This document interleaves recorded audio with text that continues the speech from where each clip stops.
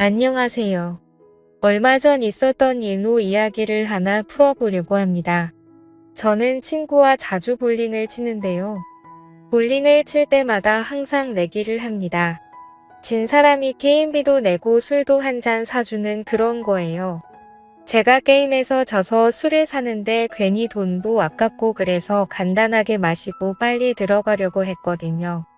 근데 그날따라 좀 기분이 좋아서 많이 마셨는지 마신 후 헤어지려던 찰나에 갑자기 친구가 제 옷깃을 붙잡으며 자기 집에서 2차나 하자고 하는군요. 저는 밤이 늦어 집에 들어가야 한다고 했으나 막무가내인 친구를 어떻게 말릴 도리가 없었습니다. 그래서 아내의 허락을 받은 후 친구의 집으로 갔어요. 1차는 저에게 얻어먹었으니 2차는 집에서 자기가 대접하겠다더군요. 물론 집으로 가는 택시비도 자기가 대주겠답니다. 이 친구는 술만 마시면 이렇게 죽자고 마십니다. 중간에 좀 끊을 줄도 알아야 하는데 그런 걸 모르는 것 같아요. 그래서 많이 마시면 항상 울고 어디에 전화하고 진상도 이런 진상이 없습니다. 그렇게 불편하게 친구네 집으로 향하게 됐는데 아니나 다를까 친구 집에 도착하니 친구 아내가 억지로 웃으며 우리를 반겨주더군요. 거실로 들어온 저는 친구 아내에게 적지 않게 눈치가 보였으나 어쩔 수 없었습니다. 그렇게 그곳에서 소주를 몇 병 마셨을까요? 친구는 술에 취해 쓰러졌고 저는 친구 아내의 안내를 받아 제 친구를 침실로 옮겼습니다. 그래도 다행히 오늘은 별 진상을 안 부리고 이렇게 곱게 자는 걸 보니 괜히 고마운 마음도 들었습니다. 저는 친구 아내에게 폐를 끼쳐 미안하다고 했지요. 그러자 친구 아내는 역시 자기 남편을 이렇게 잘 챙겨주는 사람이 저밖에 없다면서 고맙다는 말을 했습니다. 저를 믿으니까 한 번씩 이렇게 노는 것도 충분히 이해할 수 있다고 하더군요. 저는 친구도 술에 취해 들어 눕게 된 마당에 더는 이곳에 있을 필요가 없어 이곳을 후다닥 나가려는데 마침 친구 아내가 바둑 프로를 시청하고 있는 게 보였습니다. 아까부터 시청하고 있었는데 이제야 제 눈에 들어왔던 것이었죠. 저는 호기심 가득한 표정으로 친구 아내에게 바둑을 좋아하냐고 물었습니다. 그러자 그녀는 어릴 때부터 조금씩 바둑을 했었다고 보는 것도 좋아하고 직접 두는 것도 좋아한다고 하더군요. 그래서 어느 정도 두냐고 물어보니 어디 가서 질 정도는 아니라는 말을 하는 거예요. 동네 어르신들과도 종종 뒀는데 비슷한 실력이라고 하는 겁니다. 저도 바둑을 좋아해서 그 말을 들으니 대충 가늠이 되더군요. 그녀가 엄청난 실력자라는 것을요. 한 번은 제가 어릴 때 한창 바둑 기사가 되겠다며 학원을 다니다가 자신감이 차올라서 탑골 공원 쪽 어르신들에게 도전을 해본 적이 있습니다. 지금 생각해보면 참 아찔한 도전인데 당시에는 이 정도는 해도 될 줄 알았어요.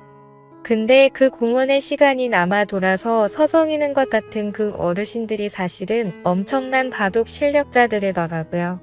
그 뒤로 부끄러워서 어디 가서 바둑 둔다는 말을 잘 안 하는데 그녀의 말은 정말이지 저를 궁금하게 만들었습니다.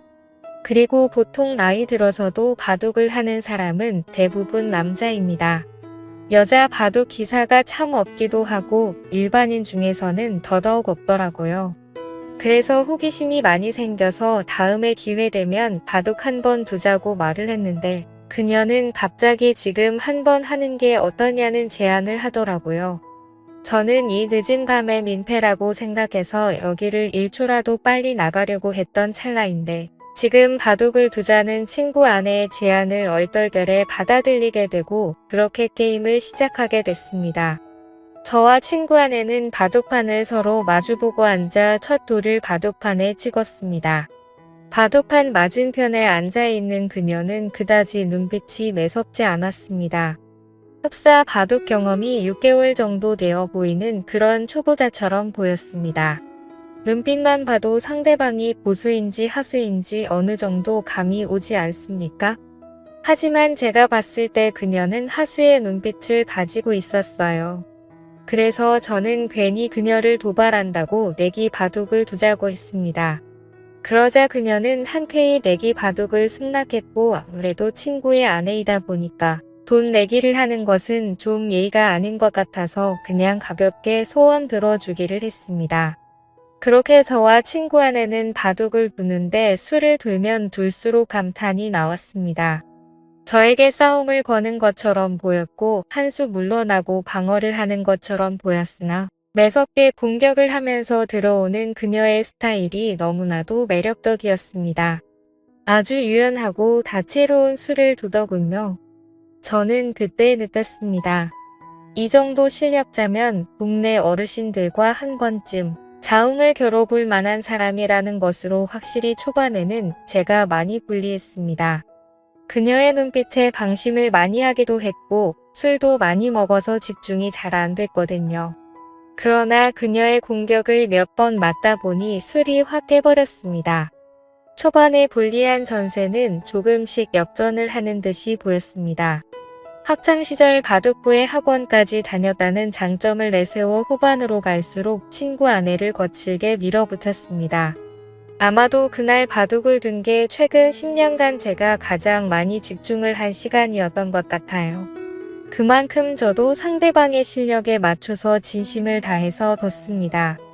위 지역은 확실히 제가 불리했으나 아래 지역을 다 먹게 되면서 제가 이기는 방향으로 게임이 흘러갔지요. 그랬더니 친구 아내의 미간이 찌푸려지며 마지막으로 두려던 제 돌 하나를 빼앗아서 자기 골짜기 사이에 넣더니 바둑판 위에 올릴 수 있으면 올려보라며 못한다면 자기가 이긴 거라며 막무가내로 떼를 쓰더군요. 하는 짓이 어찌나 귀엽던지 제 투박한 손은 아무렇지 않게 깊숙한 골짜기에 빠진 바둑돌을 집어들었으나 그녀의 소원이 뭔지 궁금했던 저는 깔끔하게 패배를 인정했습니다. 돌을 던져버린 채 손을 대며 도저히 못 잡겠다면서 제가 졌으니 소원을 말해보라고 했습니다.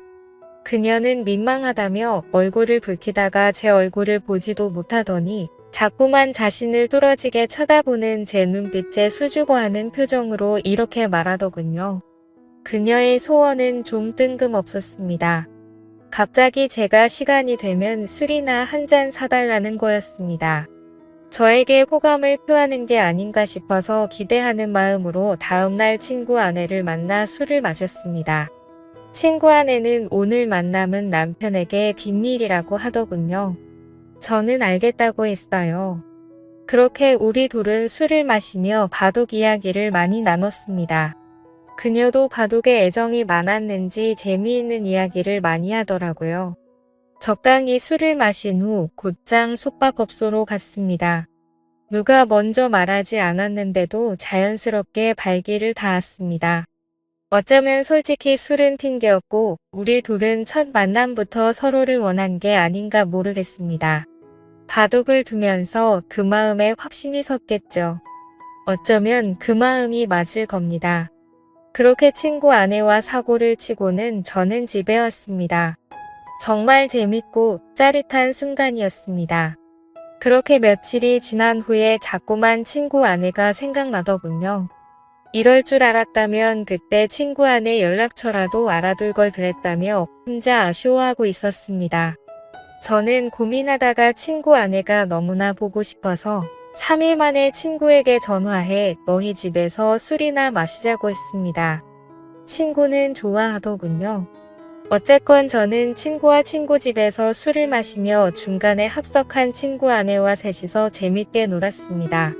그러자 친구 아내가 그러더군요. 저번에 진 내기 바둑에 관한 복수를 해야겠다고 말입니다. 그렇게 저와 그녀의 두 번째 대국이 시작됐고 저와 친구 아내는 친구가 보는 앞에서 진지하게 바둑을 두었습니다. 친구는 바둑에 취미가 없던지 긴 하품을 내뱉다가 자야겠다며 안방으로 들어가더군요. 바둑은 아무래도 한 게임이 시간이 좀 길다 보니 친구가 지루해하는 것도 충분히 이해는 갑니다.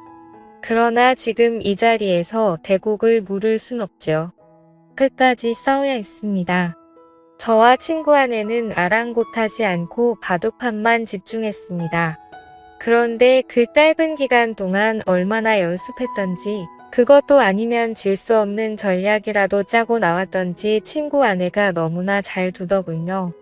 저는 손에 들고 있던 마지막 돌 하나를 제 앞 주머니에 넣으며 이걸 빼서 바둑판 위에 저를 대신해 둘 수 있으면 진짜 인정하겠다고 했지요. 그러자 친구 아내는 거리낌 없이 이를 실행했고 저는 아쉽게 패배했습니다. 깔끔한 저의 완패였습니다. 도저히 방법이 떠오르지 않더군요. 그녀는 어린아이처럼 바둑을 두었습니다. 쉽게 꺾이지 않고 그렇다고 욕심을 내지 않으며 아주 순수한 마음으로 바둑을 두는 게 느껴졌습니다. 잡생각이 많은 어른들은 놓을 수 없는 그런 수를 놓으며 저를 이겨버린 거예요. 저는 소원이 있으면 말해보라고 했지요. 이번에도 내기 바둑이었거든요. 그러자 친구 아내가 갑자기 제게 다가오는데 저는 친구 아내를 밀치며 친구가 안방에서 자고 있으니 이러지 말자고 했습니다. 지금은 불안하다면서요. 그러자 친구 아내는 지금이 아니면 안 된다고 못을 박더군요. 어쨌건 저는 마지못해 선을 또 넘고 말았습니다. 나중에 알게 된 사실이지만 친구 아내에게 듣자니 친구가 2년 전에 바람을 피웠고 이를 자기에게 들켜 용서를 구한 채 지금은 성실히 살고 있다더군요. 그래서인지 몰라도 남편과는 자꾸만 마음의 거리감이 생겨 피하게 된답니다. 하지만 그녀도 여자이다 보니 이렇게라도 해소를 해야겠다고 하더군요. 제가 마음에 들어서 그런 거라고 말을 하는 걸 보니 저를 어떻게 한번 해보려고 이렇게 바둑을 열심히 두는 거였구나 생각했습니다. 마음이 씁쓸해지더군요. 아무렴 어떻습니까? 저도 솔직히 좋다고 생각했으니 좋다고 생각해야겠지요. 어쩐지 친구와 같이 있어도 뭔가 서먹하다고 했는데 역시나 이유가 있었습니다. 그 후로 저는 친구 모르게 친구 아내와 깊은 만남을 이어갔고 그렇게 1년을 만나다 그녀가 헤어지자고 하더군요. 이제는 마음 잡고 가정을 위해 성실하게 사는 남편 뒤통수를 못 치겠다더군요. 그게 이유였습니다. 저는 아직은 그럴 수 없다며 계속 만나자고 했습니다. 친구 아내와 만나며 여러 내기를 할 수가 있어 삶이 즐거웠습니다. 이런 것을 한순간에 내려놓기가 힘들더군요. 우리가 중년이 넘어서면 딱히 인생의 어떠한 즐거움을 찾기가 힘들잖아요. 다른 걸 떠나서 이렇게 즐겁게 바둑을 둘 수 있는 친구가 있다는 게 참 좋았는데 아쉽잖아요. 어쨌건 저는 헤어지자던 친구 아내를 겨우 설득해 계속 만나는 중인데 언제까지 이런 만남이 유지될지 모르겠습니다. 이제 헤어지기엔 이미 저는 친구 아내에게 너무나 깊게 빠져버렸거든요. 오늘의 사연은 여기까지였습니다. 감사합니다.